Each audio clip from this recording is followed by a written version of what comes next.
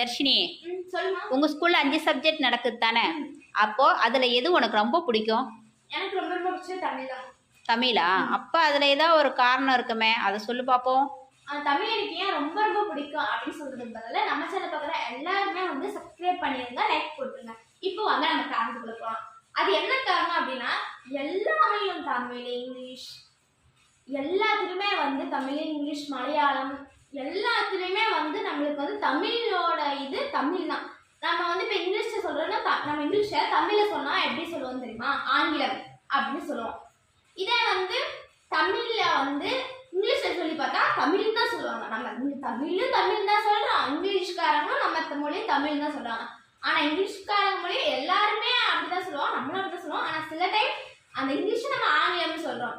So இந்த மாதிரி நிறைய எந்த மொழியிலுமே விளக்கமே தெரியாதது கூட நம்ம தமிழ் மொழியில் விளக்க தெரிஞ்சிருக்கோம். ஸோ அதனால எனக்கு